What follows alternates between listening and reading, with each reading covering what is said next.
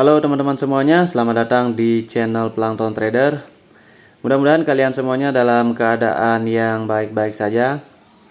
Oke, pada video kali ini saya akan sharing sebuah pendapat ya tentang pertanyaan yang mungkin sering ditanyakan oleh para trader ya, khususnya yang masih pemula seperti itu.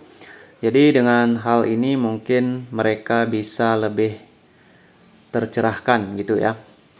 Oke, pertanyaan yang sering dibahas di YouTube ya adalah trading itu judi atau bisnis ya.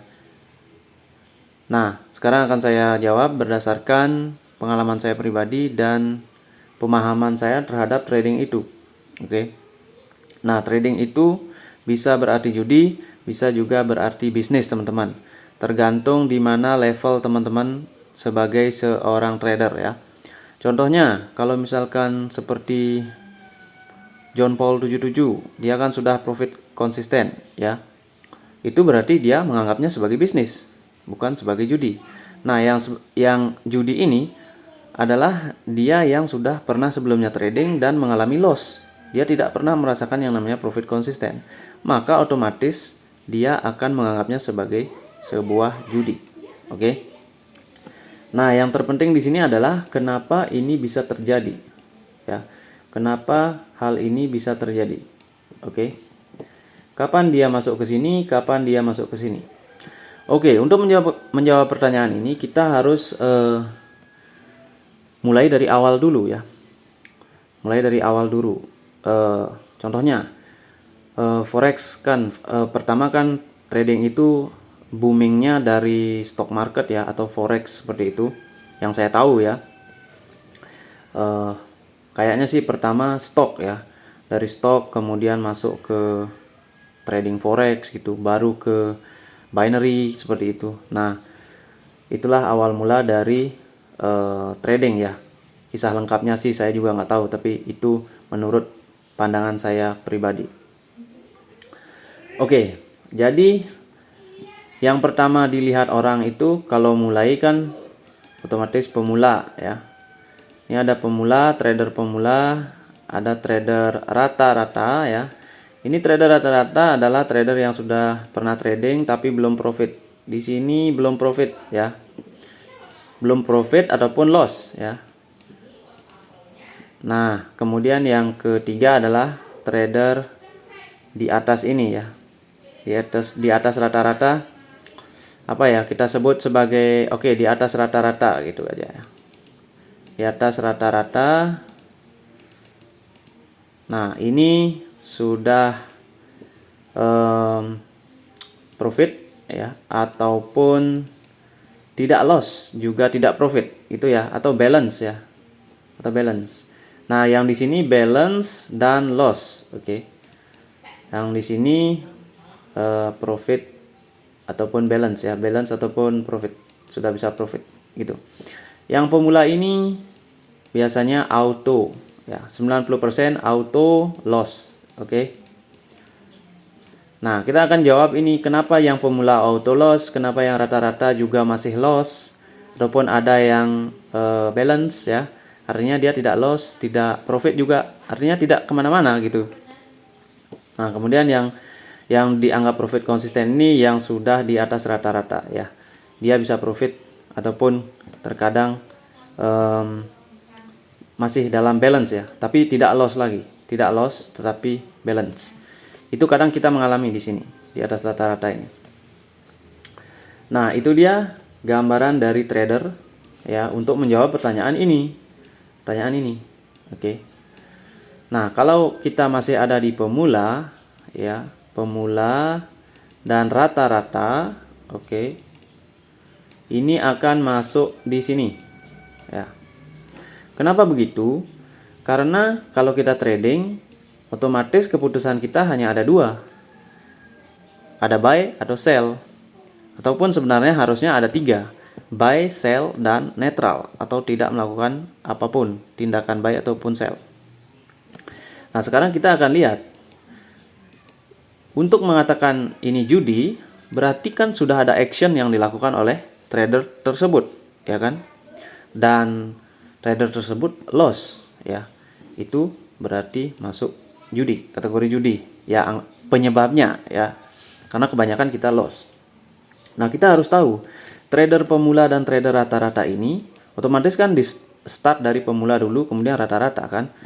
Ini pengetahuannya dari mana? Kita harus tahu itu dulu. Kebanyakan trader pemula itu hanya belajar dari pertama, pemicunya pasti ada iklan ya. Kalau pemicu dari diri sendiri ya ingin menghasilkan sesuatu ya, ingin menghasilkan uang. Kemudian kita melihat iklan, ternyata iklan ini menggoda ya, karena iklan itu dibuat untuk menggoda. Kemudian pemula ini belajar. Otomatis dia belajar juga atau coba-coba dulu kemudian belajar ya. Nah, belajarnya ini dari mana? Ya, belajarnya dari Google. Oke, sedangkan Google kita tahu adalah sumber informasi yang sangat banyak, tetapi dia kita bisa sebut sebagai gudang informasi yang belum terstruktur ya, kalau dari kacamata trading ya. Karena Google itu banyak sekali yang menjadi sumbernya. Ada marketing yang membuat pengetahuan tentang trading ya. Marketing yang tujuannya ya untuk afiliasi seperti itu. Kemudian ada trader yang menjadi sharing yang sharing pengalaman mereka seperti itu ya. Dan itu banyak sekali. Dan kalau dari mereka itu sebagian besar belum profit konsisten, maka ilmu yang didapat ini pemula yang akan menjadi trader rata-rata itu pasti sama dengan mereka. Karena kenapa? Karena persepsi mereka sama. Persepsi mereka itu masih sama ya, masih loss seperti itu. Karena kalau kita sadari ya, yang pertama itu kita pelajari pasti candlestick, ya kan? Sementara yang saya ketahui sampai detik ini, ya, candlestick itu tidak cukup untuk mendapatkan profit konsisten. Pertama, ketika kita mulai jadi pemula ya, psikologi itu kita akan abaikan. Tentang psikologi kita abaikan, tentang money management mungkin ada ya kita udah belajar sedikit, tetapi psikologi tidak kita kuasai. Kemudian kita hanya belajar candlestick. Nah, sumber dari candlestick ini di mana? Ini pasti di Google. Ini dari banyak orang. Jadi nyampur semua jadi satu ya. Kemudian kita pelajari itu semua ya, maka kita tambah bingung ya. Karena kita tidak tahu ujungnya di mana, pangkalnya di mana. Ini muter aja di sini teorinya ya. Oke. Kayak gitulah intinya. Kenapa kita loss di sana? Karena kita sendiri bingung ya.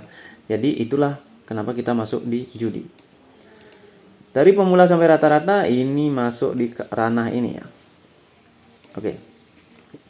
Kemudian yang paling penting adalah kita tidak mengetahui fundamental atau kenapa market itu dibuat. Kenapa stock market dibuat? Kenapa market forex itu dibuat? Ini otomatis ketika kita awal trading, kita tidak pernah sadar dengan hal ini ya. Kita sadarnya dengan ya candlestick ini, engulfing buy ya. Ada morning star buy. Padahal itu cuma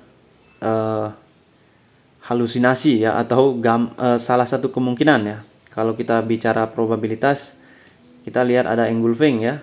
Ini probabilitasnya cuma satu. Salah satu probabilitas, sementara ada yang lain probabilitas itu bisa doji, bisa turun ya. Nah, itu. Ini kalau kita belajar candlestick, yang kita pelajari pasti ini saja. Ada engulfing, ini akan buy. Ya. Kenapa? Ya karena gitu di Google ya, ada orang yang mengajari seperti ini. Ya pemula sama rata-rata ya kayak gini ya. Karena mereka tidak mempertimbangkan opsi yang lain, pilihan yang lain itu ada. Entah menjadi doji, kalau ini 2 candle berarti ini 2 candle. 2 candle. Selanjutnya itu bisa doji, bisa bearish, bisa bullish, ya kan?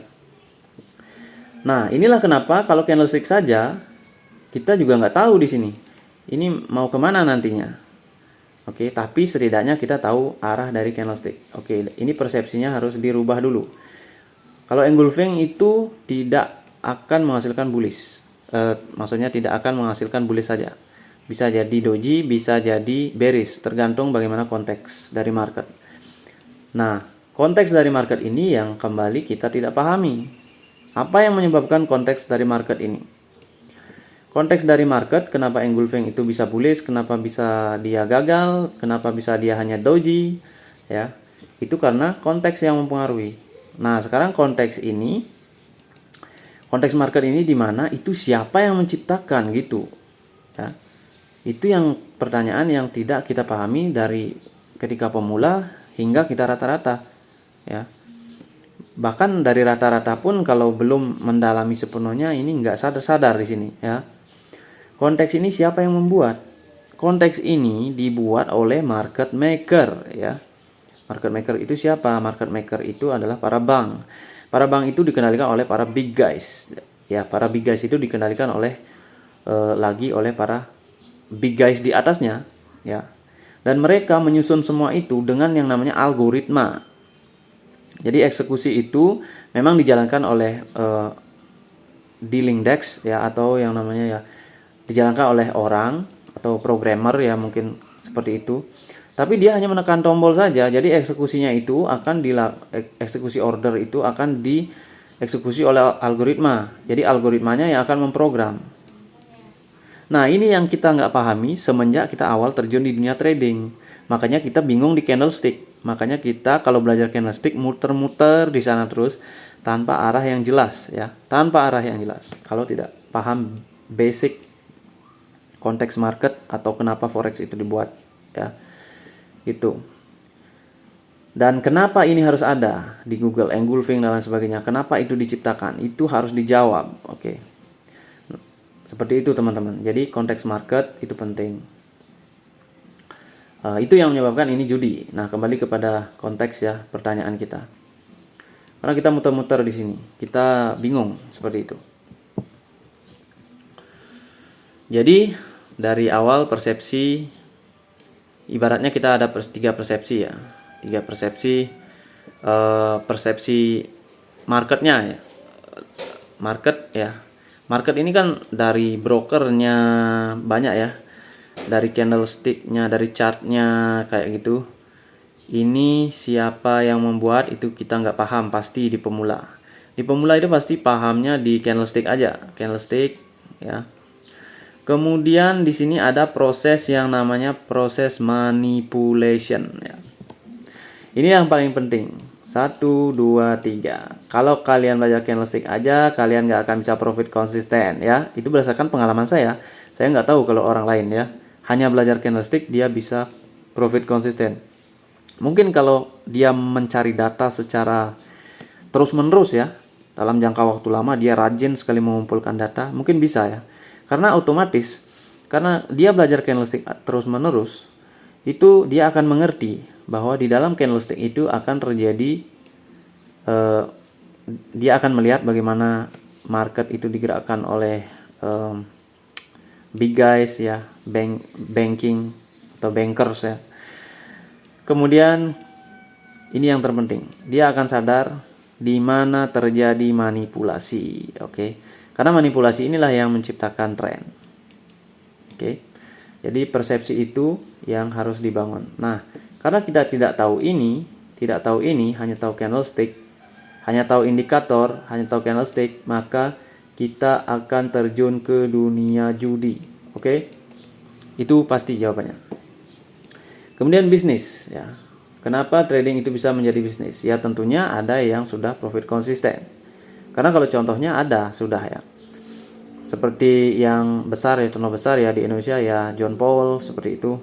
Kalau yang lain saya kurang tahu, ya. Yang lain saya nggak dapat dalamnya itu sebenarnya gimana dia itu, ya. Tapi kalau John Powell dari apa yang dia lakukan, ya, dia itu sudah profit konsisten, ya.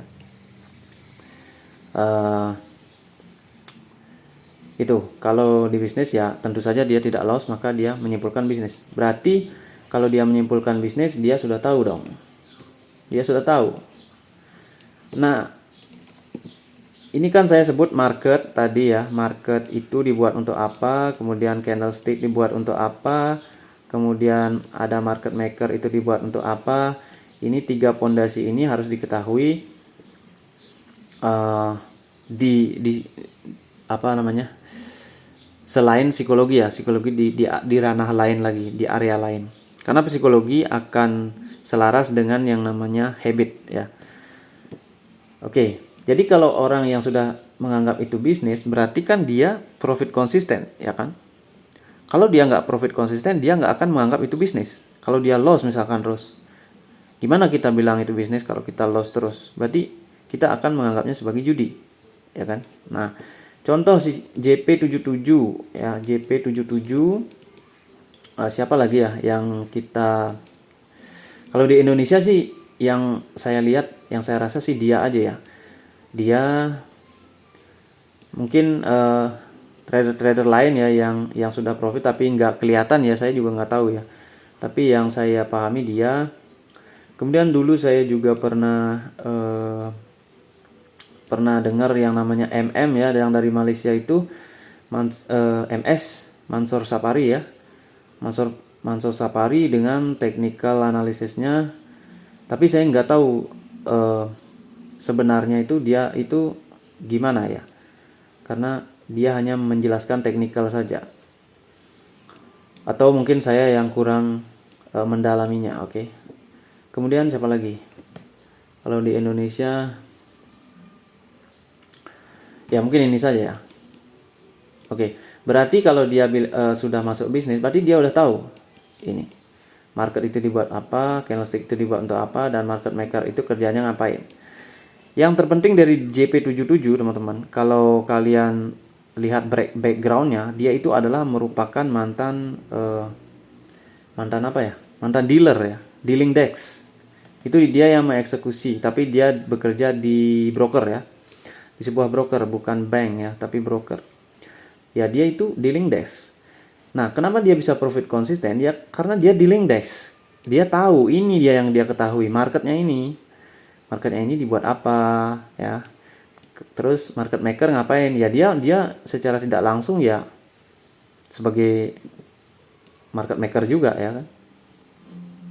Secara tidak langsung ya. Karena dia mengeksekusi order ya, atau istilahnya memanage order gitulah. Di broker itu order dari trader-trader itu kan dia yang manage. Ya dia kan yang tahu berapa yang loss, berapa yang profit, kenapa orang bisa profit, kenapa trader-trader ini profit. Ya, dia kan menjelaskan seperti itu. Saya melihat trader-trader ini profitnya dengan cara begini gitu ya. Ordernya di sini, dia pasti tahu ini. Nah, karena 3 tahu ini dia bisa profit konsisten, ya kan? Itu. Jadi ya, kalau yang belajar candlestick aja itu nggak akan profit konsisten ya. Nah, saya dulu kan belajar candlestick juga. Bahkan saya sampai membuat menggali informasi candlestick itu ya, membuat catatan di dalam ebook ya, sampai 2 kali. Dan baru saya sadar terakhir, ternyata ya candlestick ini ada tujuannya teman-teman ya. Jadi nggak engulfing Morningstar dipasang di Google itu ada tujuannya ya. Itu yang saya sadari, dan setelah dilihat di market ternyata dia ya melakukan ini. Ya si market maker ini yang menggunakan itu ya. Oke, lebih lengkapnya saya jika kalian ingin belajar tentang hal tersebut, saya akan ajari di kursus ya. Di kursus. Tapi intinya itulah ya. Kenapa itu judi, kenapa itu bisnis. Oke. Kembali ke kesimpulan teman-teman. Jadi kapan itu menjadi judi? Ketika kalian menjadi trader pemula dan trader rata-rata, itu akan auto judi. Kalau kalian hanya belajar candlestick tanpa mendalam memahami market dan juga market maker ya. 2 itu harus 3 itu harus selaras ya. Karena market maker akan menggunakan candlestick. Ya kan? Seperti itu. Dan fondasi market ini kita harus tahu, kenapa forex dibuat, kenapa stock market dibuat. Ya, apakah hanya untuk bisnis?